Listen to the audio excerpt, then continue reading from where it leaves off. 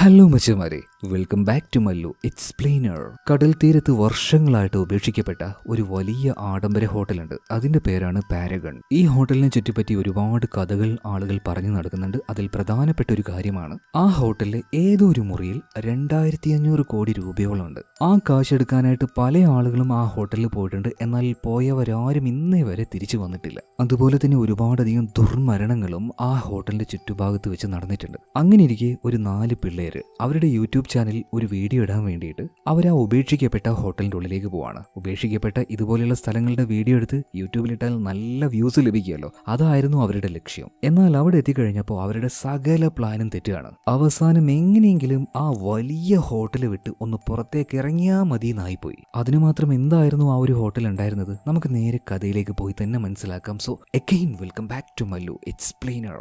സിനിമയുടെ ആരംഭത്തിൽ ഒരു സ്ത്രീയെ കാണിക്കുന്നുണ്ട്. അവൾക്ക് എഴുന്നേറ്റ് നടക്കാൻ പോലും കഴിയുന്നില്ല. ദേഹത്ത് ഒരുപാട് മുറിവുകളുണ്ട്. നടക്കാൻ കഴിയാത്തതുകൊണ്ട് എഴഞ്ഞെഴഞ്ഞുകൊണ്ടാണ് അവൾ മുന്നോട്ടേക്ക് പോകുന്നത്. മാത്രമല്ല അത് ഏതോ ഒരു പഴയ ബിൽഡിംഗ് കൂടിയാണ്. പെട്ടെന്നാണ് അവളുടെ മുന്നിലേക്ക് എന്തോ ഒന്ന് വരുന്നത്. അത് മുന്നിലേക്ക് വന്നതും ആ ഒരു പെൺകുട്ടി വല്ലാതെ ഭയന്നു പോയി മുകളിലേക്ക് നോക്കുകയാണ്. എന്തായാലും അവളുടെ അടുത്തേക്ക് വന്നിരിക്കുന്ന ആ സാധനത്തിന് എന്തായാലും നല്ല ഉയരമുണ്ട്. ഇവിടെ സീൻ കട്ടാവുകയാണ്. ആ പെൺകുട്ടിക്ക് പിന്നീട് എന്ത് സംഭവിച്ചോ എന്ന് കാണിക്കുന്നില്ല. പകരം കുറേയധികം ന്യൂസ് പേപ്പർ കട്ടിങ്സ് ആണ് കാണിക്കുന്നത്.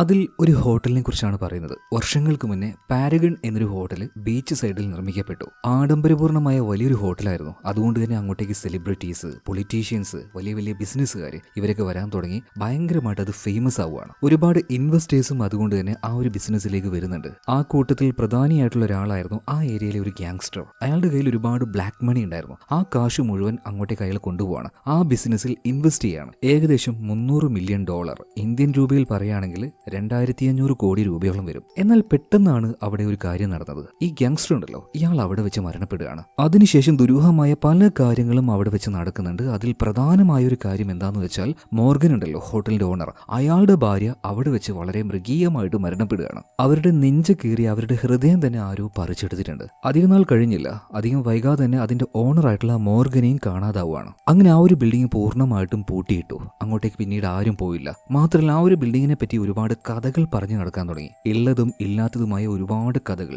കാട്ടുതീ പോലെ അതെല്ലാം പടർന്നു പിടിക്കുകയാണ്. അതുകൊണ്ട് തന്നെ ഭയം കാരണം അങ്ങോട്ടേക്ക് ആരും പോവാറില്ല. ഇത്രയും കാര്യങ്ങൾ ആ ന്യൂസ് പേപ്പർ കട്ടിങ്സിലൂടെ നമ്മളെ കാണിക്കുകയാണ്. ഇതിനുശേഷം ഒരു യൂട്യൂബർ ആയിട്ടുള്ള നമ്മുടെ കഥാനായിക ഡയാനെ കാണിക്കുകയാണ്. അവൾ ലൈവായിട്ട് തന്നെ ഒരു കാര്യം വന്നിട്ട് അവളുടെ പ്രേക്ഷകരോട് പറയണം, ഹലോ ഗൈസ്, ഇന്ന് ഞങ്ങൾ വളരെ അഡ്വഞ്ചർ ആയിട്ടുള്ള ഒരു കാര്യം ചെയ്യാൻ പോവാണ്. ആരും പോവാത്തൊരു സ്ഥലത്തേക്ക് പോവാണ്. മാത്രമല്ല ഞങ്ങൾ അങ്ങോട്ടേക്ക് പോകുന്നത് ട്രെയിനിൽ നിന്നും എടുത്തു ചാടിയിട്ടാണ്. അങ്ങനെ ഒരു കണ്ടന്റ് ആണ് ഇപ്പൊ ഡയാന ചെയ്യാൻ പോകുന്നത്. ഇത് ചെയ്യാൻ പോവുകയാണെന്ന് പ്രേക്ഷകരോട് പറയുകയും ചെയ്തു കേട്ടോ. ഇതിനുശേഷം ഡയാന അവളുടെ ബോയ് ഫ്രണ്ട് ആയിട്ടുള്ള റിക്ക്, പിന്നെ അവരുടെ ക്യാമറമാൻ ആയിട്ടുള്ള പോള്, അതുപോലെ തന്നെ കോറ എന്ന മറ്റൊരു പെൺകുട്ടി, ഇവർ 4 പേരും ഈ റെയിൽവേ സ്റ്റേഷനിലെ പണിക്കാരൊക്കെ ഡ്രസ്സ് ചെയ്യില്ലേ, അതുപോലെ ഡ്രസ്സ് ചെയ്തു വലിയൊരു വേസ്റ്റ് ബിൻ എടുത്തുകൊണ്ട് റെയിൽവേ സ്റ്റേഷനിലൂടെ അങ്ങനെ പോവാണ്. പോലീസുകാർ അവർ കണ്ടപ്പോൾ വിചാരിച്ചു അവിടുത്തെ പണിക്കാരായിരിക്കും. പിന്നീട് ഇവർ നേരെ പോകുന്നത് ആ ട്രെയിനിലെ ഒരു ബോഗിയിലേക്കാണ്. അവിടെ ഉണ്ടായിരുന്ന എല്ലാ യാത്രക്കാരോടും പറയണം കുറച്ച് മെയിൻ്റെനൻസ് വർക്ക് ഉണ്ട്, എല്ലാവരും തൊട്ടപ്പുറത്തെ ബോഗിയിലേക്ക് പോകണം. അങ്ങനെ ഇവർ 4 പേര് മാത്രമായിട്ട് ആ ഒരു ബോഗിയിലേക്ക് കയറുകയാണ്. മാത്രമല്ല ഇവർ കൊണ്ടുവന്ന ആ ഒരു ഡസ്റ്റ്ബിൻ ഉണ്ടല്ലോ, അതിനുള്ളിൽ ഒരുത്തനുണ്ടായിരുന്നു. അവന്റെ പേരാണ് ജെഡി. ഇവരുടെ ഈ ഒരു ടീമിൽ 5 പേരാണ്. ഇപ്പൊ 5 പേരെ നിങ്ങൾ കണ്ടില്ലേ. അങ്ങനെ ആ ഒരു വേസ്റ്റ് ബിന്നിൽ നിന്നും അവൻ പുറത്തേക്ക് വരുന്നുണ്ട്. ഇവരെന്തോ ഒരു കാര്യം അവിടെ ഒപ്പിക്കാൻ പോവാണ്. കറക്റ്റ് ആ സമയത്താണ് അങ്ങോട്ടേക്ക് കുറച്ച് പ്രായമായിട്ടുള്ള ഒരു സ്ത്രീ വരുന്നത്. അപ്പൊ അവരോടും ഇവർ പറയുന്നുണ്ട്, മേഡം അപ്പുറത്തെ ബോഗിയിലേക്ക് പോവോ, ഇവിടെ ചെറിയ മെയിൻ്റെനൻസ് വർക്കുകളുണ്ട്. ഇപ്പൊ ആ സ്ത്രീ പറയുന്നത്, ഏയ് അതൊന്നും കുഴപ്പമില്ല, ഞാൻ ഇവിടെ തന്നെ ഇരുന്നോളാം എന്ന് പറഞ്ഞിട്ട് അവിടെ ഉണ്ടായിരുന്ന ഒരു സീറ്റിൽ പോയിരുന്നു. ആ സ്ത്രീ ഒരു പുസ്തകം വായിച്ചുകൊണ്ടിരിക്കുകയാണ്. എന്തെങ്കിലും ആവട്ടെ, നമുക്ക് നമ്മുടെ പരിപാടി ചെയ്യാന്ന് പറഞ്ഞിട്ട് ഇവരെന്ത് ചെയ്തതെന്ന് അറിയോ, ലോക്ക് ആയി കിടക്കുന്ന ആ ട്രെയിനിന്റെ വാതിൽ ഇവർ 5 പേരും ചേർന്ന് ഒരു വിധത്തിൽ തുറക്കുകയാണ്. ഇപ്പൊ ആ ട്രെയിൻ പോകുന്നത് ഒരു ടണലിന്റെ ഉള്ളിലൂടെയാണ്. അതുകൊണ്ട് തന്നെ ട്രെയിനിന്റെ സ്പീഡ് അല്പം കുറവാണ്. പിന്നീട് ഒരു പ്രത്യേക സ്ഥലത്തേക്ക് എത്തിയപ്പോൾ ഇവർ 5 പേരും ഓരോരുത്തരായിട്ട് പുറത്തേക്ക് എടുത്ത് ചാടാൻ തുടങ്ങുകയാണ്. ഇത് കണ്ട് വയസ്സായ ആ സ്ത്രീ ആകെ ഞെട്ടിപ്പോവാണ്. എന്തായാലും 5 പേരും ആ ഒരു ടണലിന്റെ ഉള്ളിലേക്ക് എടുത്തു ചാടി. എന്നാൽ കറക്റ്റ് ആ സമയത്താണ് മറ്റൊരു ട്രെയിൻ അതിലൂടെ വരുന്നത്. ഇവിടെ അങ്ങനെ നടുവിൽ നിന്നാൽ ഇവരുടെ നെഞ്ചത്തുകൂടെ ആ ട്രെയിന് പോകും. അതുകൊണ്ട് തന്നെ ചുമരിനോട് ചേർന്ന് നിൽക്കുകയാണ് ഇവർ. അങ്ങനെ ഇവരുടെ ദേഹത്ത് തട്ടിയില്ല എന്ന കോലത്തിൽ ആ ഒരു ട്രെയിന് പോകുന്നുണ്ട്. എന്തായാലും ട്രെയിൻ പോയി കഴിഞ്ഞപ്പോൾ കുറച്ച് ദൂരം മുന്നോട്ട് പോയി. അവിടെ ഒരു വാതിലുണ്ടായിരുന്നു. ഇനി ഈ വാതിൽ തുറന്നു വേണം ഇവർക്ക് ഇതിന്റെ ഉള്ളിലേക്ക് പോകാനായിട്ട്. പക്ഷേ വാതിൽ തുറക്കാൻ പറ്റുന്നില്ല. എന്നാൽ അതിന്റെ മുകൾ ഭാഗത്തായിട്ട് 2 വെന്റിലേഷൻ വിൻഡോ ഉണ്ടായിരുന്നു. അതിൽ നോക്കി എന്ത് ചെയ്യും എന്ന് ആലോചിച്ച് നിൽക്കുമ്പോൾ ഇവരുടെ ടീമിലെ കോറ എന്ന ഒരു ലേഡി ഉണ്ടല്ലോ, അവർ ഇവരുടെ ടീമിലെ ഒരു കീ എക്സ്പേർട്ട് ആണ്. ഏത് വാതിലും തുറക്കാൻ കഴിവുള്ള ഒരാളാണ്. അവൾ എന്താക്കിയോ ഒരു അണ്ണാനെ പോലെ അതിന്റെ മുകളിലേക്ക് വലിഞ്ഞു കയറി എങ്ങനെയൊക്കെയോ അതിലൂടെ ഉള്ളിലേക്ക് പോയി ഈ ഡോർ ഇവർക്ക് തുറന്നു കൊടുക്കുകയാണ്. അതിനുശേഷം എല്ലാവരും കൂടെ അധികം ആരും പോവാത്ത ആ ടണലിന്റെ ഉള്ളിലെ ഒരു ഹാളിലേക്ക് ചെല്ലുന്നുണ്ട്. ഒരു ചെറിയ സ്ഥലമാണ്. മാത്രമല്ല ഇവർ ഈ ചെയ്യുന്ന കാര്യങ്ങൾ മുഴുവനായിട്ടും ക്യാമറമാനായിട്ടുള്ള പോൾ ഷൂട്ട് ചെയ്യുന്നുണ്ട് കേട്ടോ. കാരണം ഇതെല്ലാം യൂട്യൂബിൽ അപ്ലോഡ് ചെയ്യണമല്ലോ. അങ്ങനെ ഇവർ വന്നിരിക്കുന്ന ആ ഒരു സ്ഥലം ഇപ്പൊ ആരും വരാത്തയാണ്. എന്നാൽ പണ്ട് കുറെ പേര് വന്നിരുന്ന സ്ഥലമാണ്. അതിന്റെ ആ ചുമരുകൾ കണ്ടാൽ മനസ്സിലാവും. ഈ സ്ട്രീറ്റിലെല്ലാം വരക്കുന്നത് പോലെയുള്ള എന്തൊക്കെയോ ചിത്രങ്ങൾ അവിടെ വരച്ചു വെച്ചിട്ടുണ്ട്. ഈ സമയത്താണ് കൂട്ടത്തിലെ ജേഡി എന്ന പയ്യൻ ഒരു കാര്യം പറയുന്നത്. അതായത് ഇതെല്ലാം വരച്ചത് വളരെ ഫേമസ് ആയിട്ടുള്ള ഒരു ചിത്രകാരനാണ്. അയാളുടെ ഇപ്പോഴത്തെ ചിത്രങ്ങൾ ഓരോന്നും കോടിക്കണക്കിന് രൂപയ്ക്കാണ് ലേലം വിളിച്ചു പോകുന്നത്. അതുപോലെ അയാൾ ഫേമസ് ആവുന്നതിന് മുന്നേ വരച്ച ചിത്രങ്ങളാണിത്. അതായത് കോടിക്കണക്കിന് മൂല്യം ഈ ചിത്രങ്ങൾക്കുണ്ട്. എല്ലാം നന്നായിട്ട് ഷൂട്ട് ചെയ്യേ, പക്ഷെ ഒന്നിനും ഒരു ഡാമേജ് വരുത്തണ്ടെന്ന് റിക്ക് പറയാണ്. റിക്കാണ് ഡയാനയുടെ ബോയ് ഫ്രണ്ട്. അതുപോലെ തന്നെ ഡയാനയാണ് ഇവരുടെ ഒരു ടീമിന്റെ ലീഡർ എന്ന് പറയുന്നത്. ഇപ്പൊ പോള് പോയിട്ട് ഓരോ വിഷ്വലും ഷൂട്ട് ചെയ്യുന്ന സമയത്ത് എന്തൊരു ശബ്ദം ഏറി കേൾക്കാണ്. നോക്കുമ്പോ ജേഡി ഉണ്ടല്ലോ ആ ചിത്രത്തിന്റെ ഒരു ഭാഗം പതിയെ അടത്തിയെടുക്കുകയാണ്. വേഗം തന്നെ റിക്ക് അങ്ങോട്ടേക്ക് വന്നിട്ട് അവനെ തടുക്കാണ്. നീ എന്താ ഈ കാണിക്കുന്നത് ചോദിച്ചപ്പോൾ ജേഡി പറയണം, അല്ല നിങ്ങളല്ലേ ഈ പറഞ്ഞത് ഈ വരച്ച ചിത്രകാരൻ വളരെ ഫേമസ് ആണെന്ന്. അങ്ങനെയാണെങ്കിൽ ഇയാൾ വരച്ച ഈ ചിത്രത്തിന് നല്ല മൂല്യം ഉണ്ടാവില്ലേ? നമുക്ക് പൈസക്കാരാവാടാ, ഇതെടുത്ത് കൊണ്ടുപോകാടാ. ഇപ്പൊ റിക്ക് പറയാണ്, നമ്മൾ ഓൾറെഡി ചെയ്യുന്നത് തന്നെ റിസ്ക് ആണ്, വെറുതെ ആവശ്യമില്ലാത്ത ഓരോ പ്രശ്നം ഉണ്ടാക്കേണ്ടെന്ന് പറഞ്ഞിട്ട് ജേഡിയോട് അത് ചെയ്യേണ്ടെന്ന് പറയണം. എന്നാൽ ജേഡിക്ക് അത് ചെയ്യണമെന്ന് തന്നെ. എന്തായാലും ചിത്രത്തിന്റെ ഒരു കഷ്ണം അവൻ കൊണ്ടുപോകും എന്ന് തന്നെ പറയുന്നുണ്ട്. അപ്പൊ അതിന്റെ പേരിൽ റിക്കും ജേഡിയും തമ്മിൽ പ്രശ്നമാകുവാണ്. അങ്ങോട്ടും ഇങ്ങോട്ടും അടിയാവുന്നുണ്ട്. ബാക്കിയുള്ള എല്ലാവരും വന്നിട്ട് അവരെ പിടിച്ചു മാറ്റുകയാണ്. ഇതിനുശേഷം റിക്ക് പറയണ, എടാ ഇത്രയും വലിയ ഈ കലയുണ്ടല്ലോ അതിന്റെ മൂല്യം നിനക്ക് മനസ്സിലാവുന്നില്ലെങ്കിൽ നീ ഞങ്ങളുടെ കൂടെ വേണ്ട. നീ കൂടെ ഉണ്ടെങ്കിൽ വീണ്ടും ഓരോ പ്രശ്നങ്ങളുണ്ടാവും. ഇപ്പൊ ജേഡി പറയണ, ആ പോടാ ഞാനും നിങ്ങളുടെ കൂടെ ഇല്ല, ഞാൻ എന്റെ വഴിക്ക് പോയിക്കോളാം എന്ന് പറഞ്ഞിട്ട് അവൻ അടുത്തിയെടുത്ത് ആ ഒരു പീസുമായിട്ട് അവൻ അവിടുന്ന് പോകുന്നുണ്ട്. അതേ സമയത്ത് തന്നെ അങ്ങോട്ടേക്ക് പോലീസുകാർ വരികയാണ്. പിന്നെ ഒന്നും നോക്കിയില്ല, ബാക്കിയുള്ള 4 പേരും അവിടുന്ന് ഓടി രക്ഷപ്പെടുകയാണ്. ഇതിനുശേഷം അവരെടുത്ത ആ ഒരു ക്ലിപ്സ് ഒക്കെ ഉണ്ടല്ലോ അത് അവർ നന്നായിട്ട് എഡിറ്റ് ചെയ്ത് ഒരു വീഡിയോ ആക്കി യൂട്യൂബിൽ അപ്ലോഡ് ചെയ്യാണ്. ലക്ഷക്കണക്കിന് വ്യൂസ് ലഭിക്കും എന്നൊക്കെയായിരുന്നു ഇവർ പ്രതീക്ഷിച്ചത്. എന്നാൽ കിട്ടിയതോ 82 വ്യൂസ് മാത്രമാണ്. കുറച്ചു നേരം വെയിറ്റ് ചെയ്തു, 100 വ്യൂസിന്റെ മുകളിൽ പോകുന്നേയില്ല. സോ ഇതെല്ലാം കണ്ടപ്പോൾ ഇവർക്ക് കാര്യം ഇങ്ങനെ പോയാൽ നടക്കില്ല എന്ന് മനസ്സിലായി. മറ്റെന്തെങ്കിലും ചെയ്താലേ ആൾക്കാർക്ക് ഇഷ്ടപ്പെടുള്ളൂ, അവർ വീഡിയോ കാണുള്ളൂ. ഈ സമയത്താണ് റിക്ക് ഒരു കാര്യം പറയുന്നത്, എടാ എന്റെ കയ്യിൽ ഒരു ഐഡിയ ഉണ്ട്. ഒരു ഉപേക്ഷിക്കപ്പെട്ട ഹോട്ടലാണ്, അതിന്റെ പേര് ഹോട്ടൽ പാരഗൺ എന്നാണ്. ആ ഹോട്ടലിനെ ചുറ്റിപ്പറ്റി ഒരുപാട് ദുരൂഹമായ കഥകൾ പലരും പറഞ്ഞു നടക്കുന്നുണ്ട്. അതിൽ പ്രധാനപ്പെട്ട ഒരു കാര്യം എന്താണെന്ന് വെച്ചാൽ ആ ഹോട്ടല് ഒരു $300 മില്യൺ പഴയ ഒരു ഗ്യാങ്സ്റ്റർ കൊണ്ടുപോയി വെച്ചിട്ടുണ്ട്. ചെറിയ കാശൊന്നുമല്ല കേട്ടോ, ഇന്ത്യൻ രൂപയിൽ പറയുകയാണെങ്കിൽ 2500 കോടി വരും. അപ്പൊ ആ കാശ് തേടിക്കൊണ്ട് പാരഗൺ എന്ന് പറഞ്ഞ ആ പഴയ ഹോട്ടലിലേക്ക് ഒരുപാട് പേര് പോയിട്ടുണ്ട്. പക്ഷേ പോയ ആരും ഇതുവരെയായിട്ട് തിരിച്ചു വന്നിട്ടില്ല. എന്നാൽ ഇതെല്ലാം വെറും കഥകളാണ് എന്നാണ് എനിക്ക് തോന്നുന്നത്. നമുക്ക് എന്തായാലും അവിടെ വരെ ഒന്ന് പോയാലോ, പോയി അവിടുത്തെ വിഷ്വൽസ് എല്ലാം നമുക്ക് ഷൂട്ട് ചെയ്തെടുത്താലോ. എന്നാൽ ഈ സമയത്ത് പോൾ പറയണ, എടാ അവിടെ പോയാൽ ആ കാശ് മുഴുവൻ നമുക്ക് കിട്ടുമല്ലേ. ഇപ്പൊ റിക്ക് പറയണ, എടാ അതൊക്കെ കെട്ടുകഥയായിരിക്കും. എന്തായാലും ഇങ്ങനൊരു കഥയുള്ളത് കൊണ്ട് നമുക്ക് എന്തായാലും ആ ഹോട്ടലിലേക്ക് പോവാം. നമ്മുടെ ലക്ഷ്യം ആ കാശല്ല, അവിടെ പോയി അവിടുത്തെ വീഡിയോസ് ഷൂട്ട് ചെയ്യലാണ്. എന്തായാലും ഈ ഒരു ഐഡിയ എല്ലാവർക്കും ഇഷ്ടപ്പെട്ടു. അങ്ങനെ അടച്ചുപൂട്ടിയ ഹോട്ടൽ പാരഗണിലേക്ക് പോവാന്ന് ഇവരെല്ലാവരും തീരുമാനിക്കുകയാണ്. ഈ സമയത്താണ് ഡയാനയുടെ ഫോണിലേക്ക് ഒരു നോട്ടിഫിക്കേഷൻ വരുന്നത്. അതായത് ഇവരുടെ കൂട്ടത്തിൽ നിന്നും തെറ്റിപ്പോയ ജേഡി അവൻ സ്വന്തമായിട്ടൊരു യൂട്യൂബ് ചാനൽ തുടങ്ങി. അവന്റെ കൂടെ 2 വാളി പിള്ളേരും ചേർന്നിട്ടുണ്ട്. അതിലൊരുത്തന്റെ പേര് ടോഡ്, മറ്റവന്റെ പേര് മാക്ക്. കണ്ടാൽ അറിയാം രണ്ടെണ്ണം ഒരു പ്രത്യേകതരം സൈക്കോ ആണ്. അതിൽ തന്നെ ആ ഒരു മുള്ളം പൊന്നിയെ പോലെ മുടിയുള്ള ഒരു ഉണ്ടല്ലോ, അവനാണ് നല്ല മൂത്ത സൈക്കോ. മാത്രമല്ല ഇവരിപ്പോൾ ആ സ്ഥലം ഏതാന്ന് മനസ്സിലായോ? ആ വലിയ ചിത്രകാരൻ ഫേമസ് ആവുന്നതിന് മുന്നേ അയാളുടെ ഓരോ ചിത്രങ്ങൾ ചുമരിൽ വരച്ചിട്ടില്ലേ, അവിടെ പോയിട്ടാണ് ആ വീഡിയോ എടുക്കുന്നത്. മിക്കവാറും ആ ഭ്രാന്തന്മാർ 3 ചേർന്ന് ആ ചിത്രം എല്ലാം നശിപ്പിച്ചിട്ടുണ്ടാവും. എന്തായാലും ആ ഒരു വീഡിയോ ഇവർ ക്ലോസ് ചെയ്യണം. അവൻ എന്താന്ന് വെച്ച് ചെയ്യട്ടെ എന്ന് വിചാരിക്കാം. അതുപോലെ തന്നെ നമ്മുടെ ഡയാൻ ഇതിനുശേഷം ഒരു കാര്യം ചെയ്യാണ്. അവളുടെ സോഷ്യൽ മീഡിയയിൽ ഒരു പോസ്റ്റ് ഇടുകയാണ്. അതായത് ഹോട്ടൽ പാരഗണിലേക്ക് ഞങ്ങൾ എല്ലാവരും പോകാൻ പോവുകയാണെന്ന് പറഞ്ഞിട്ട്. പക്ഷേ ഇത് ബാക്കിയുള്ള ആരും അറിഞ്ഞില്ല.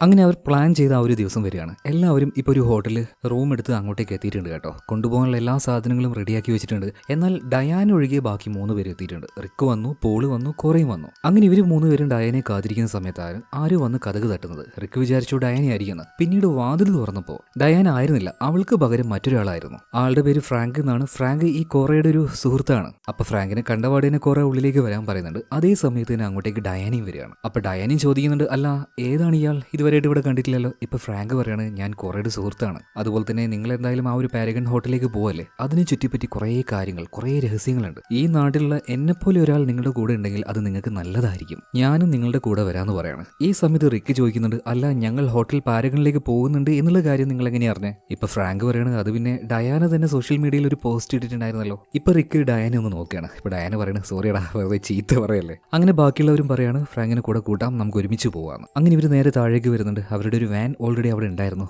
വണ്ടി എടുക്കാൻ നോക്കുമ്പോൾ ഒരു തരി പോലും എണ്ണയില്ല. അപ്പൊ എണ്ണ അടിക്കാത്തതിന്റെ പേരിൽ അങ്ങോട്ടും ഇങ്ങോട്ടും ഇവർ വഴക്ക് കൂടുകയാണ്. ഇത് കേട്ട് ഫ്രാങ്ക് പറയണം, നിങ്ങൾ ഇതിന്റെ പേരിൽ ഇപ്പോൾ വഴക്ക് കൂടണ്ട, എന്റെ കാർ അവിടെ ഉണ്ട്, അതിൽ പെട്രോളും ഉണ്ട്, നമുക്ക് അതെടുത്ത് പോകാന്ന് പറയണം. ഓക്കെ എന്ന് പറഞ്ഞ് എല്ലാവരും കൂടെ ഇപ്പൊ ഫ്രാങ്കിന്റെ കാറിൽ കയറി നേരെ ഹോട്ടൽ പാരഗണിലേക്ക് പോവാണ്. അങ്ങോട്ടേക്ക് പോകുന്ന ആ ഒരു വഴി തന്നെ അധികം ആരും ഇല്ലാത്തൊരു സ്ഥലമാണ് കേട്ടോ. വളരെ സ്ട്രേഞ്ച് ആയിട്ടുള്ള, കണ്ടാൽ തന്നെ പേടിയാവുന്ന ഒരു ഏരിയ. കടൽ തീരത്താണ് ആ ഒരു ഹോട്ടലും പണിത് വെച്ചിരിക്കുന്നത്. അതിന്റെ ചുറ്റുഭാഗത്തായിട്ടൊന്നും ആരും താമസമില്ല. എന്തായാലും അങ്ങനെ അവസാനം പാരഗണിന്റെ അടുത്തേക്ക് ഇവരെത്തുകയാണ്. അതിന്റെ പ്രധാന ഗേറ്റിന്റെ അവിടെ എത്തിയിട്ടുണ്ട്. അവിടെ എത്തിയ സമയത്ത് തന്നെ അവിടെ ഒരു ബോർഡ് കണ്ടു ഇവര്, ഇതിന്റെ ഉള്ളിലേക്ക് പ്രവേശനമില്ല എന്ന്. എന്നാൽ അതെല്ലാം അടിച്ചു പൊളിച്ച് ഇവർ അതിന്റെ ഉള്ളിലേക്ക് കയറുകയാണ്. നേരെ പോകുന്നത് ഒരു ടണലിന്റെ ഭാഗത്തേക്കാണ്. ഈ ടണൽ വഴി വേണം ഈ ഹോട്ടലിന്റെ ഉള്ളിലേക്ക് പോകാനായിട്ട്. അല്ല, നമ്മൾ എന്തിനാ ഈ ടണലിലൂടെ പോകുന്നത്? പ്രധാന വാതിലൊക്കെ ഇല്ലേ, അപ്പൊ അത് എങ്ങനെയെങ്കിലും തുറന്നു പോയാൽ പോരെ, അതിനല്ലേ കോറ നമ്മുടെ കൂടെ ഉള്ളത്. എന്നാൽ കോറ പറയാണ്, ഒരു രക്ഷയില്ല, പ്രധാന വാതിലെല്ലാം ലോക്ക് ചെയ്തു വെച്ചിരിക്കുകയാണ്, പോരാത്തതിന് സീലും ചെയ്തിട്ടുണ്ട്, അതുകൊണ്ട് ഈ ഒരു ടണൽ അല്ലാതെ നമുക്ക് വേറൊരു വഴിയില്ല എന്ന് പറയാണ്. അങ്ങനെ ഇവരെല്ലാവരും കൂടെ ആ ടണലിന്റെ ഉള്ളിലേക്ക് പോവാണ്. ഇതിനുശേഷം ആ വലിയ പാരഗൺ ഹോട്ടൽ കാണിക്കുന്നുണ്ട്.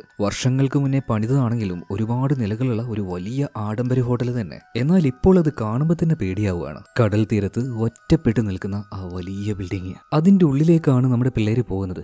എന്തൊക്കെ അപകടങ്ങളാണോ ഇനി അതിന്റെ ഉള്ളിൽ ഉണ്ടാവുക.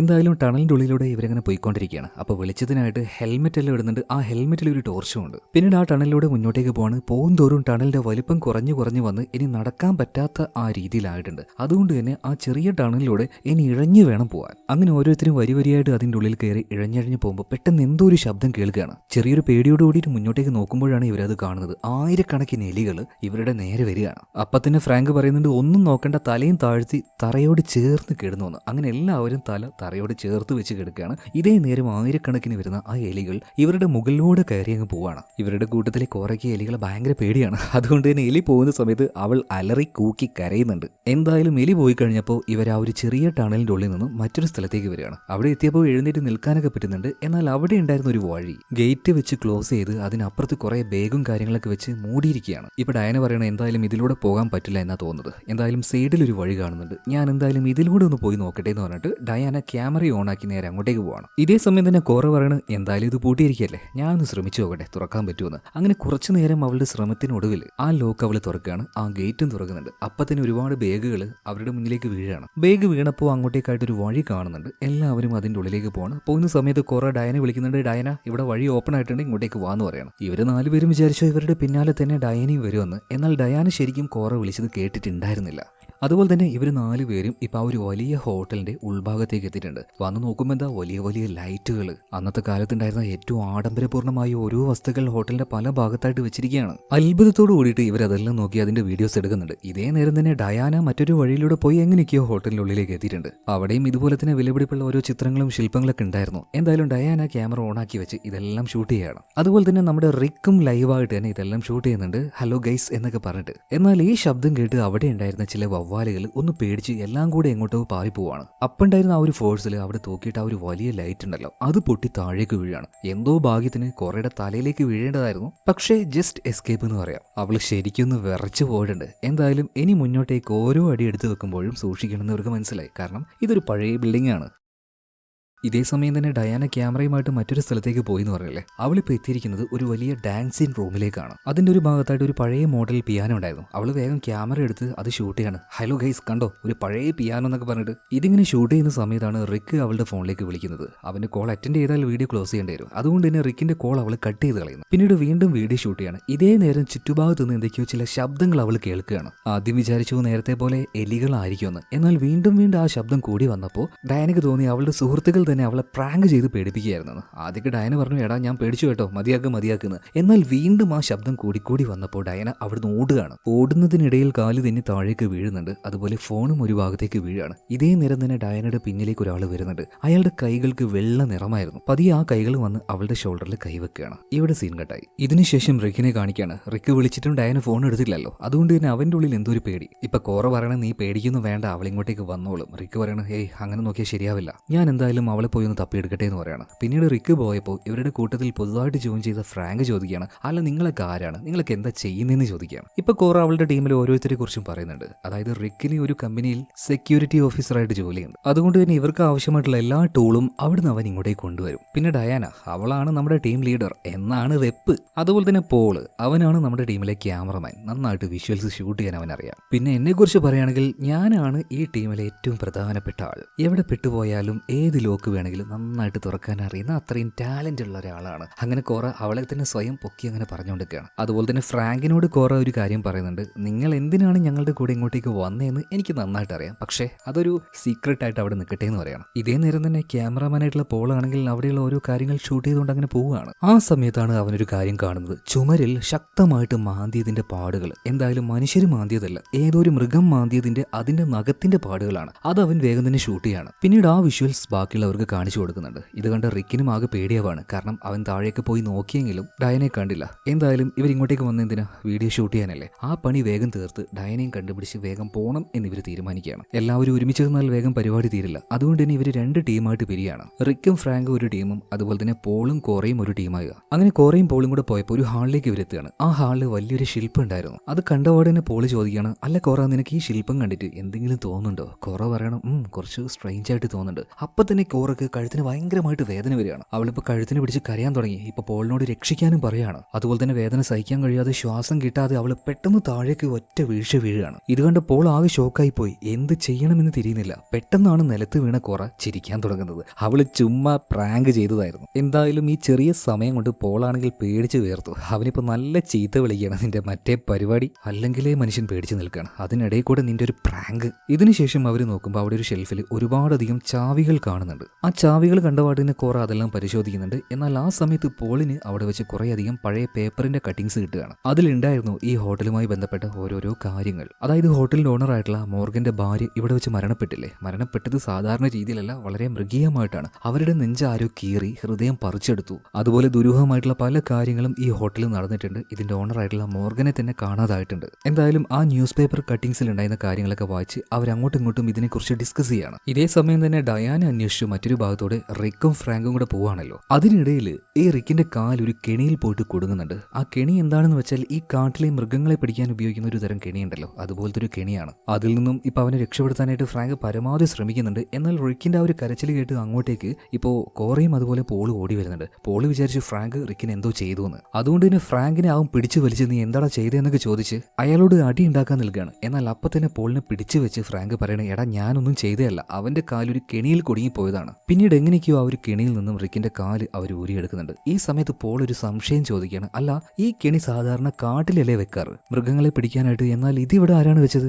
ആർക്കറിയാം. എന്തായാലും അധിക നേരം ഇവിടെ നിൽക്കുന്നത് അത്ര പന്തിയല്ല എന്ന് മനസ്സിലായി. പിന്നീട് ഫ്രാങ്ക് അവരുടെ കയ്യിലുണ്ടായിരുന്ന ഓരോ സാധനങ്ങൾ വെച്ച് റിക്കിന്റെ ആ ഒരു മുറിവിൽ നന്നായിട്ട് കെട്ടിക്കൊടുക്കുകയാണ്. ഇതേ നേരം തന്നെ ആകെ പേടിച്ചുപോയ കോറ പറയുന്നുണ്ട്, തൽക്കാലം നമുക്ക് ഇവിടുന്ന് പോയാലോ. എന്നാൽ ഡയാന ഇല്ലാതെ ഞാൻ ഇവിടുന്ന് വരില്ല എന്ന വാശിയിൽ തന്നെയാണ് റിക്ക് ഇപ്പോൾ. ഇതേ സമയത്താണ് ഈ ഡയാനയുടെ ഫോൺ ഉണ്ടല്ലോ അത് റിങ് ചെയ്യുന്ന ശബ്ദം ഇവർ കേൾക്കുന്നത്. മുകൾ ഭാഗത്തു നിന്ന് ആ ശബ്ദം കേൾക്കുന്നത്. അതുകൊണ്ട് തന്നെ വേഗം എല്ലാവരും നേരെ അങ്ങോട്ടേക്ക് പോവാണ്.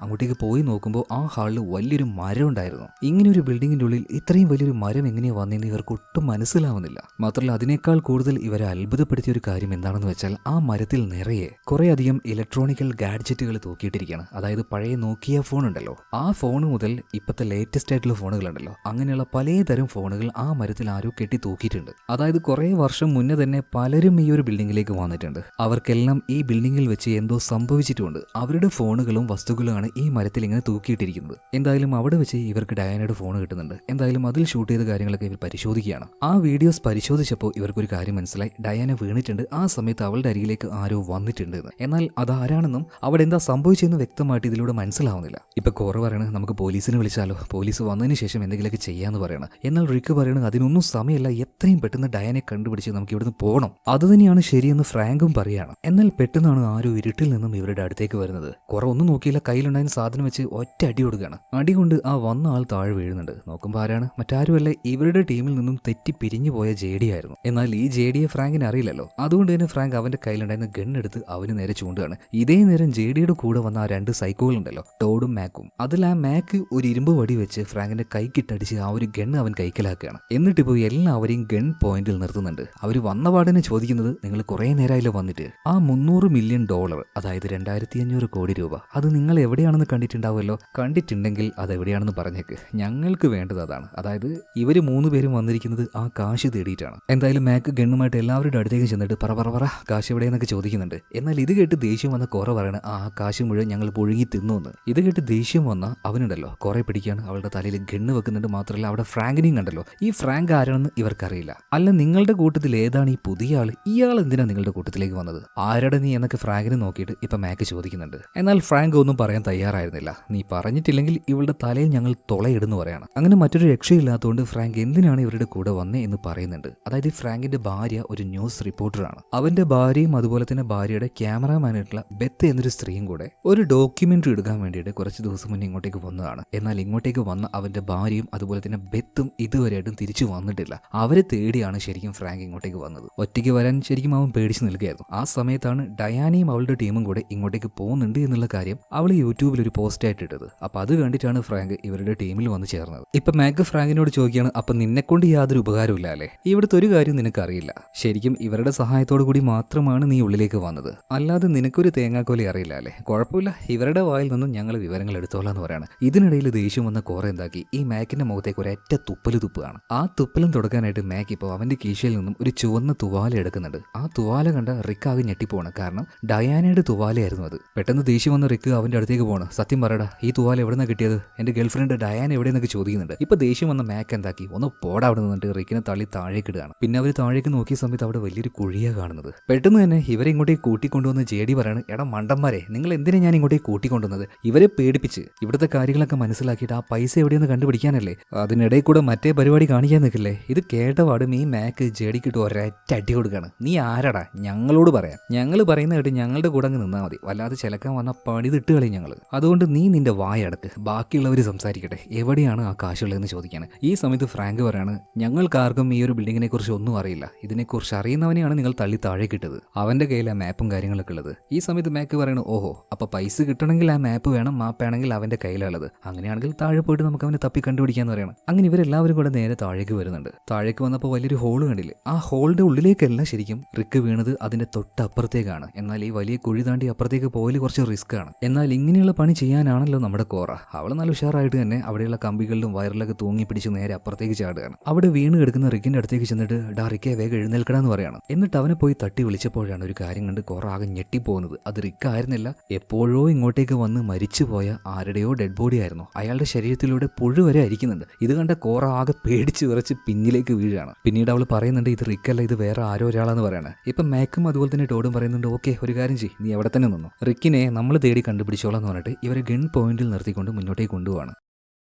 ഇതേ സമയത്ത് തന്നെ പോള് ജേഡിയോട് ചോദിക്കുന്നുണ്ട്, ജേഡി, ഇതിൻ്റെയൊക്കെ വല്ല ആവശ്യം ഉണ്ടായിരുന്നടാ? എന്തിനാ ഈ പ്രാന്തന്മാരെയും കൂട്ടി ഇങ്ങോട്ടേക്ക് വന്നത്? ഇപ്പൊ ജേഡി തന്നെ പറയണ, അബദ്ധം പറ്റിപ്പോടാ. അങ്ങനെ ആ കോറിഡോറിലൂടെ ഇവർ മുന്നോട്ടേക്ക് പോകുമ്പോൾ ഒരു സ്ത്രീയുടെ ശബ്ദം കേൾക്കുന്നുണ്ട്. ഒരു കരച്ചിലാണ്. പെട്ടെന്ന് തന്നെ ആ റൂമിന്റെ ഉള്ളിലേക്ക് ഇവർ പോകുന്നുണ്ട്. ആ റൂമിന്റെ ഉള്ളിൽ ആരെയും കാണാനില്ല, ചെറിയൊരു കബോർഡ് മാത്രം കാണാനുണ്ട്. ജേഡിയോട് അത് പോയി തുറക്കാൻ വേണ്ടി മാക്ക് പറയണം. ജേഡി അത് പോയി തുറന്നു. അതിനുള്ളിൽ വേറെ ഒന്നുമില്ല, കുറെ തുണികൾ മാത്രമേ ഉള്ളൂ. പെട്ടെന്നാണ് ഒരു കൈ വന്നിട്ട് ജേഡിയെ പിടിക്കുന്നത്. അവനാകെ ഞെട്ടിപ്പോയി. ബാക്കിയുള്ളവർ അതിനെ ഷൂട്ട് ചെയ്യാൻ നിൽക്കുമ്പോൾ അവൾ പതിയെ ഉള്ളിൽ നിന്ന് പുറത്തേക്ക് വരികയാണ്. ആ പെൺകുട്ടിയെ കണ്ടുപാട് തന്നെ ഇപ്പൊ ഫ്രാങ്ക് പറയണ, ബെത്തെ, നീയോ?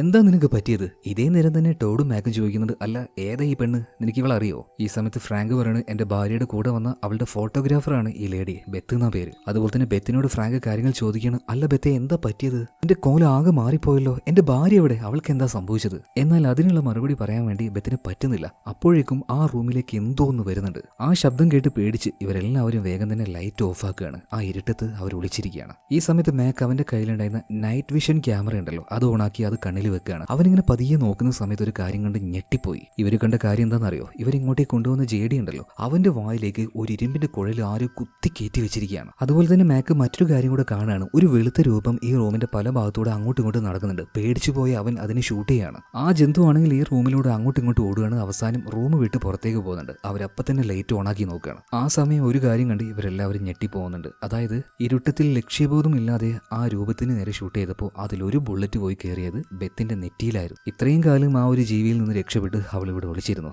എന്നാൽ ഇങ്ങോട്ടേക്ക് കുറച്ച് മനുഷ്യർ വന്നപ്പോൾ ആ മനുഷ്യരിൽ നിന്ന് മാത്രം രക്ഷപ്പെടാൻ അവൾക്ക് പറ്റിയില്ല. അതുപോലെ തന്നെ ചുമരിൽ കമ്പിയിൽ കുത്തിക്കയറ്റി നിർത്തിയ ജേഡിയെ കണ്ട നമ്മുടെ പോളിനും ഭയങ്കരമായിട്ട് വിഷമാവുന്നുണ്ട്. ഒരു കാലത്ത് നല്ല സുഹൃത്തുക്കളായിരുന്നല്ലോ. ഒരു കാര്യം ഇപ്പോൾ ഇവർക്ക് എല്ലാവർക്കും മനസ്സിലായി. അതായത് ഇവരുടെ ചുറ്റും വലിയ എന്തോ ഒരു അപകടം ചുറ്റിപ്പറ്റി അങ്ങനെ നടക്കുന്നുണ്ട്. ഇവിടെ സീൻ കേട്ട അടുത്ത സീനിൽ ഇപ്പൊ ഡയനെ കാണിക്കുകയാണ്. നേരത്തെ വീണ് ബോധം പോയില്ലേ, അതിനുശേഷം ഇപ്പോഴാണ് അവൾക്ക് ബോധം വരുന്നത്. ബോധം വന്നു നോക്കുമ്പോൾ ഏതോ ഒരു മുറിയിലാണ്. ആ മുറിയിലെ കട്ടില് അവൾ അങ്ങനെ കിടക്കുകയായിരുന്നു. അതുപോലെ തന്നെ ആ മുറിയുടെ പല ഭാഗത്തായിട്ട് മെഴുകുതിരികൾ കത്തിച്ചു വെച്ചിട്ടുണ്ട്. റൂമിന്റെ മറ്റൊരു ഭാഗത്തായിട്ട് വലിയൊരു നക്ഷത്രത്തിന്റെ ചിഹ്നം വരച്ചു വെച്ചിട്ടുണ്ട്. അതായത് ഒരു ആഭിചാരൊക്കെ ചെയ്യുന്ന സെറ്റപ്പ്. വേഗം തന്നെ ആ ഒരു മുറിയിൽ നിന്നും പുറത്തേക്ക് ഓടി രക്ഷപ്പെടാൻ നോക്കിയെങ്കിലും ആ മുറിയുടെ വാതിൽ അവൾക്ക് തുറക്കാൻ കഴിയുന്നില്ല. ഇതിനുശേഷം കാണിക്കുന്നത് നമ്മുടെ കുറയാണ്. അവൾ ഇപ്പോൾ ഉള്ളത് ആ കുഴിയുടെ അപ്പുറത്താണല്ലോ. എങ്ങോട്ടേക്ക് പോകണമെന്നറിയാതെ പതിയെ അപ്പുറത്തുണ്ടായിരുന്ന റൂമിലേക്ക് കയറി അതിലൂടെ അങ്ങനെ നടക്കുമ്പോൾ പെട്ടെന്നൊരു കൈ വന്നിട്ട് അവളുടെ കാലിൽ പിടിക്കുകയാണ്. അവൾ ആകെ പേടിച്ചുപോയി. പക്ഷെ നോക്കിയപ്പോൾ താഴേക്ക് വീണ റിക്കായിരുന്നു അത്. റിക്കും ആ ഒരു ജീവിയെ കണ്ടിട്ടുണ്ടായിരുന്നു. അപ്പൊ അതിനെ പേടിച്ച് കട്ടിലിനടിയിൽ ഒളിച്ചിരിക്കുകയായിരുന്നു. മാത്രമല്ല വീഴ്ചയിൽ അവൻ ചെറിയ പരിക്കൊക്കെ പറ്റിയിട്ടുണ്ട്. മര്യാദക്ക് നടക്കാനൊന്നും കഴിയുന്നില്ല.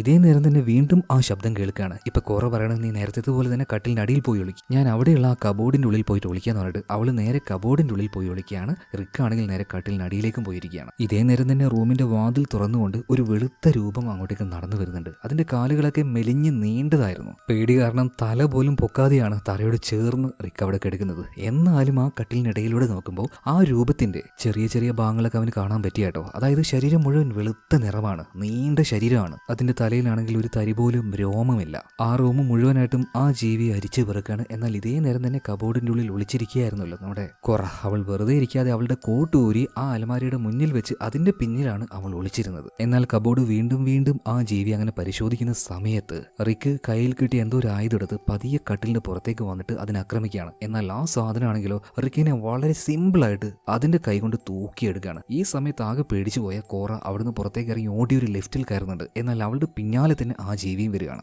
ലിഫ്റ്റിന്റെ കമ്പികൾക്കിടയിലൂടെ അവൾ പിടിക്കാൻ നോക്കിയെങ്കിലും എങ്ങനെയൊക്കെയോ രക്ഷപ്പെട്ട് അവൾ ആ ലിഫ്റ്റിലൂടെ മുകളിലേക്ക് പോവാണ്. മുകളിൽ എത്തിയതും ലിഫ്റ്റ് തുറന്ന് എങ്ങോട്ടൊന്നില്ലാതെ അവൾ ഓടുന്നുണ്ട്. ഓടുന്നതിനിടയിൽ ഒരു മുറിയിലേക്ക് എത്തി. ആ മുറിയിലെത്തിയപ്പോൾ മറ്റൊരു കാര്യം കണ്ട് അവളാകെ ഞെട്ടിപ്പോവാണ്. അതായത് ഒരുപാട് മോണിറ്റേഴ്സ് ബിൽഡിങ്ങിന്റെ പല ഭാഗത്തായിട്ട് CCTV വെച്ചിട്ടുണ്ട്. അതിന്റെ വിഷ്വലാണ് ഇതിൽ കാണുന്നത്. അതായത് നേരത്തെ കണ്ട ആ ഒരു ജീവി അത് വെറും ഒരു ജീവിയല്ല, ആ ജീവിയാണ് ഇതെല്ലാം കൺട്രോൾ ചെയ്യുന്നതെന്ന് ഇപ്പൊ കോറയ്ക്ക് മനസ്സിലായി. ഇപ്പൊ അവിടെയുള്ള ഒരു മോണിറ്ററിൽ അവളൊരു കാര്യം കാണാണ്. ഒരു ചെയറിൽ മരിച്ചു കിടക്കുന്ന ഒരു സ്ത്രീ. അത് ഡയാനയാണെന്ന് കരുതിയിട്ട് കോറ ആദ്യം ഒന്ന് പേടിച്ചു പോയെങ്കിലും മറ്റൊരു സ്ക്രീനിൽ ജീവനോടെയുള്ള ഡയാനെ കാണുകയാണ്. ഡയാനയാണെങ്കിൽ ആ റൂമിൽ നിന്ന് പുറത്തേക്ക് രക്ഷപ്പെടാൻ നോക്കിക്കൊണ്ടിരിക്കുകയാണ്. പക്ഷെ അവൾക്ക് അതിന് കഴിയുന്നില്ല. പിന്നീട് ആ റൂമിൽ നിന്നും ഡയാനയ്ക്ക് ഒരു പുസ്തകം കിട്ടുന്നുണ്ട്. ഒരു പഴയ പുസ്തകം. അതിലൊരു കാര്യം എഴുതിയിട്ടുണ്ടായിരുന്നു, ഹിസ് ഡാർക്ക് മജസ്ട്രി എന്ന്. പുരാതനമായിട്ടുള്ള എന്തോ ഒരു പുസ്തകമാണത്.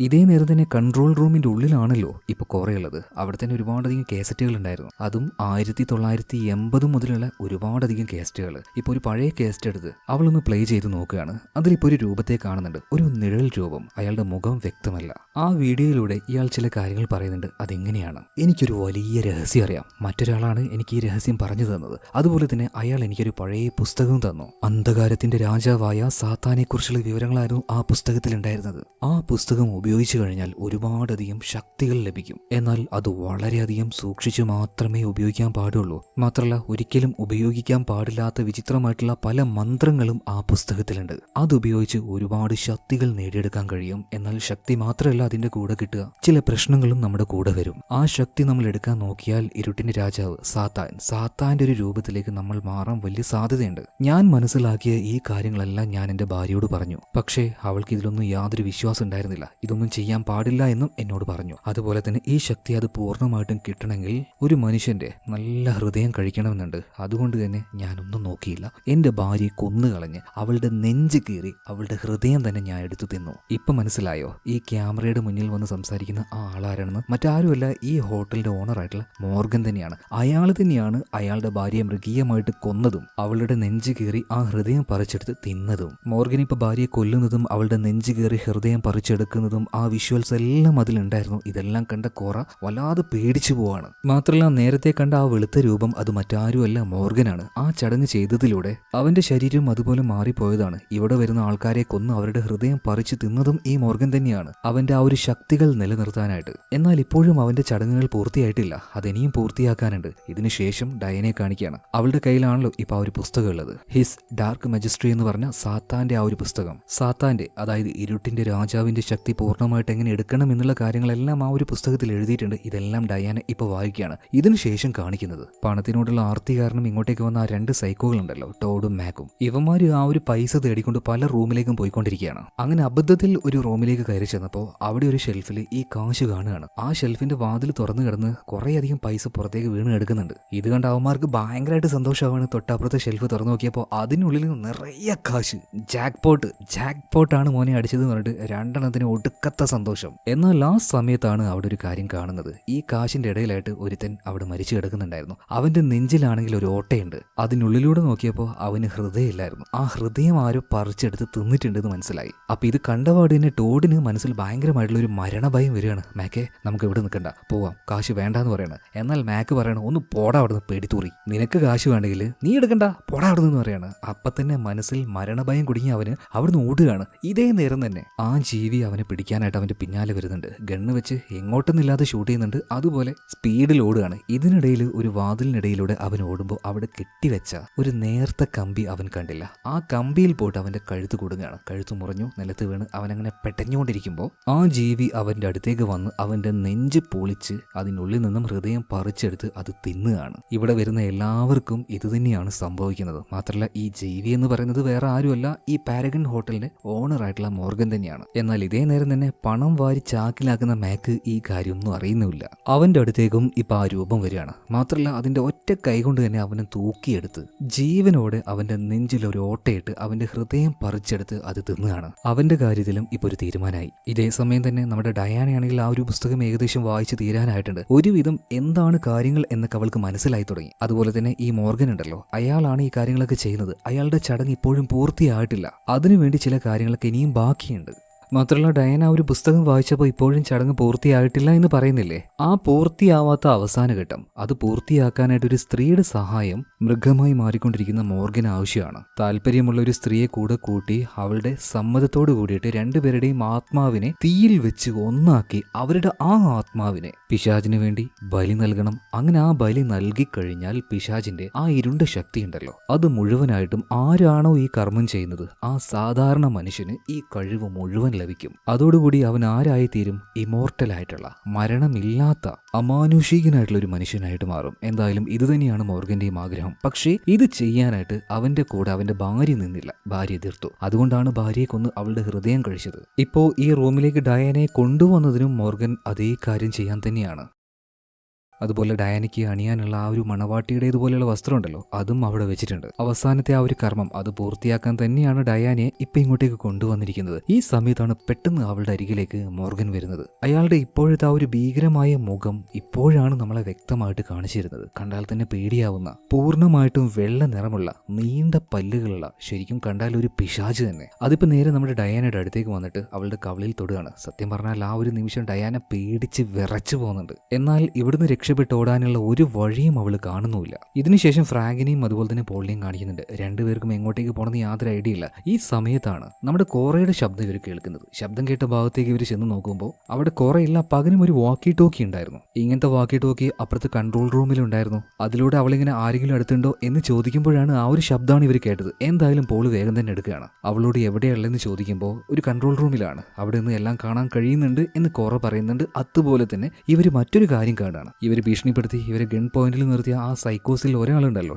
ടോഡ് വളരെ മൃഗീയമായിട്ട് അവിടെ മരണപ്പെട്ട് കിടക്കുകയാണ്. അവന്റെ കഴുത്ത് മുറിഞ്ഞു പോയിട്ടുണ്ട്, ഹൃദയം ആരോ പറിച്ചെടുത്തിട്ടുമുണ്ട്. മിക്കവാറും ആ ഒരു വെള്ള പിശാച് തന്നെയായിരിക്കും. ഇതേ സമയത്തിന് വാക്കി ടോക്കിയിലൂടെ പോളിനോട് കുറെ ഒരു കാര്യം പറയണം. നിങ്ങൾ ഇപ്പം നിൽക്കുന്ന സ്ഥലമുണ്ടല്ലോ, അവിടുന്ന് എത്രയും പെട്ടെന്ന് രക്ഷപ്പെട്ട് മറ്റൊരു സ്ഥലത്തേക്ക് പോവാ. കാരണം എന്താന്ന് വെച്ചാൽ ആ വെള്ള പിശാച് 4 കാലിൽ അവരുടെ നേരെ പാഞ്ഞു വന്നുകൊണ്ടിരിക്കുകയാണ്. പിന്നീട് വേഗം തന്നെ പോളും നമ്മുടെ ഫ്രാങ്കും കൂടെ അവിടെ ഉണ്ടായിരുന്ന മറ്റൊരു റൂമിൽ കയറിയിട്ട് അതിന്റെ വാതിൽ നല്ല രീതിയിൽ ലോക്ക് ചെയ്യാണ്. എന്നിട്ട് എന്നിട്ട് കോറയോട് ചോദിക്കുന്നുണ്ട്, ഇവിടെ വേറെ ഏതെങ്കിലും വഴി നീ കാണുന്നുണ്ടോ രക്ഷപ്പെട്ട് പുറത്തേക്ക് കടക്കാനായിട്ട്? അപ്പോഴാണ് കോറ ആ ഒരു കാര്യം നോക്കുന്നത്. അതായത് ഇവരിപ്പോൾ വന്ന് കയറിയിട്ടുള്ളത് ഒരു കിച്ചണിലാണ്. മാത്രമല്ല പണ്ട് ഇതൊരു വലിയ 5 സ്റ്റാർ ഹോട്ടലായിരുന്നല്ലോ. അതുകൊണ്ട് തന്നെ കിച്ചണിൽ ഉണ്ടാക്കുന്ന ഭക്ഷണം ഓരോ നിലയിലേക്കും കൊണ്ടുപോകാനായിട്ട് ആ കിച്ചന്റെ ഉള്ളിൽ തന്നെ ചെറിയൊരു ലിഫ്റ്റ് ഉണ്ടായിരുന്നു. അപ്പോൾ ആ ലിഫ്റ്റ് വഴി രക്ഷപ്പെടാന്ന് പറയാണ്. എന്നാൽ കഷ്ടിച്ച് ഒരാൾക്ക് മാത്രമേ അതിൻ്റെ ഉള്ളിൽ കയറിയിരിക്കാൻ കഴിയുള്ളൂ. മാത്രമല്ല മാനുവലായിട്ട് ഒരു കയറുണ്ട്, അത് പിടിച്ച് വലിക്കുകയും വേണം മുകളിലേക്ക് പോകാനായിട്ട്. ഇപ്പൊ പോൾ ആദ്യം അതിൻ്റെ ഉള്ളിൽ കയറുകയാണ്. പതിയെ പതിയെ അത് വലിച്ചുകൊണ്ട് അവനങ്ങനെ മുകളിലേക്ക് പോകുന്നുണ്ട്. ഇതേ നേരം തന്നെ വെള്ള പിശാച് വന്നിട്ട് കിച്ചന്റെ വാതിൽ പൊളിക്കാൻ നോക്കുന്നുണ്ട്.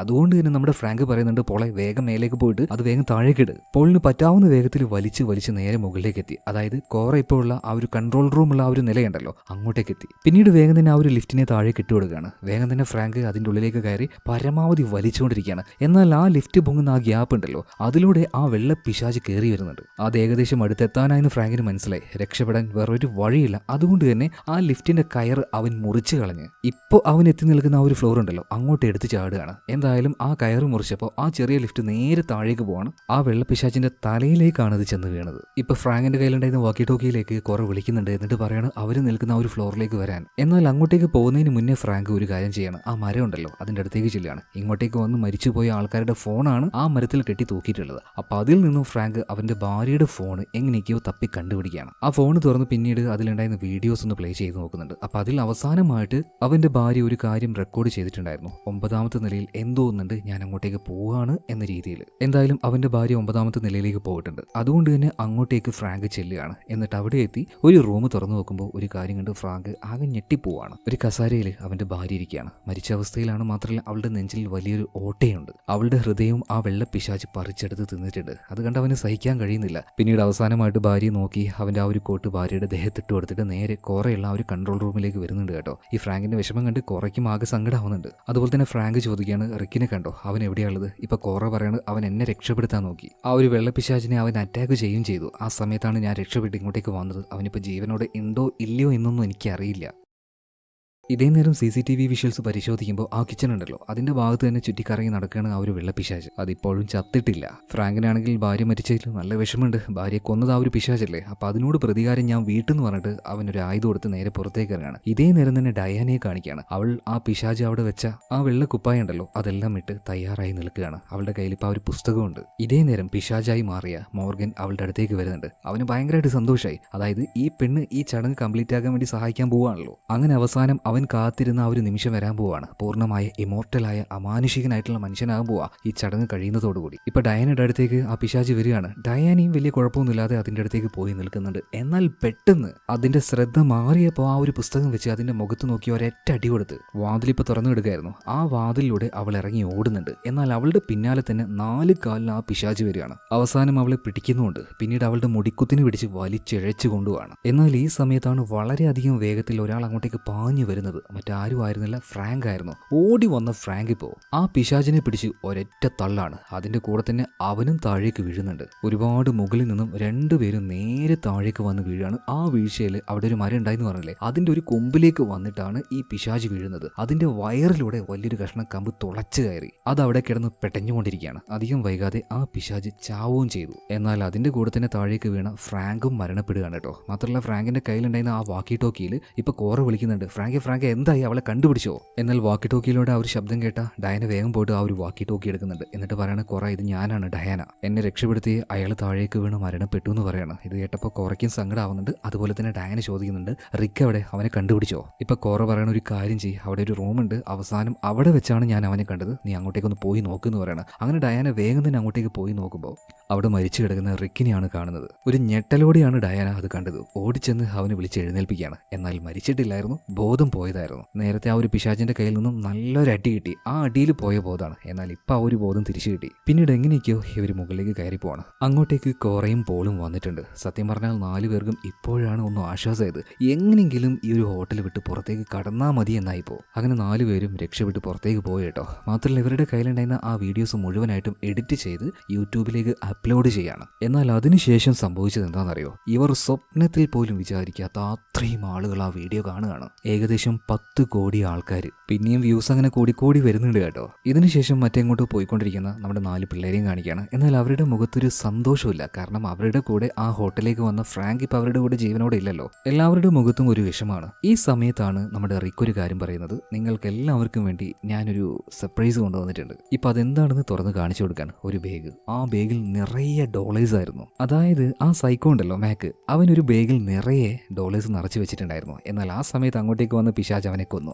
ആ ബാഗ് നമ്മുടെ റിക്കിന് കിട്ടിയിട്ടുണ്ടായിരുന്നു. അതാണ് അവനിപ്പോൾ കൊണ്ടുവന്നിട്ടുള്ളത്. എന്തായാലും ഇവരുടെ യൂട്യൂബ് ചാനലിൽ നല്ല റീച്ചായി, ഒരുപാട് ആളുകൾ കാണുകയും ചെയ്തു. അതുപോലെ തന്നെ ഇവർ വിചാരിക്കാത്ത വലിയൊരു എമൗണ്ട് ഇപ്പോൾ ഇവരുടെ കയ്യിലുമുണ്ട്. അതുകൊണ്ട് തന്നെ മറ്റൊരു സ്ട്രെയിഞ്ച് ആയിട്ടുള്ള സ്ഥലത്തേക്ക് ഇവർ വീണ്ടും പോവാണ് അടുത്ത വീഡിയോ ഷൂട്ട് ചെയ്യാനായിട്ട്. അതായത് കഴപ്പിന് നോ ലിമിറ്റേഷൻസ്. ഇനി എവിടെ പോയിട്ട് എന്ത് പണിയാണാവോ ഇവർ മേടിക്കാൻ പോകുന്നത്. എന്തായാലും ഇത് കാണിച്ച് സിനിമ ഇവിടെ തീരുകയാണ്. അപ്പോൾ ഈ കഥ എങ്ങനെ നിങ്ങൾക്ക് ഇഷ്ടമായോ? ഇഷ്ടമായാൽ നമ്മുടെ വീഡിയോ ഒന്ന് ലൈക്ക് ചെയ്യുക, ചാനലും ഒന്ന് സബ്സ്ക്രൈബ് ചെയ്യുക. അപ്പോൾ അടുത്ത വീഡിയോയിൽ നമുക്ക് വീണ്ടും കാണാം. Okay, by.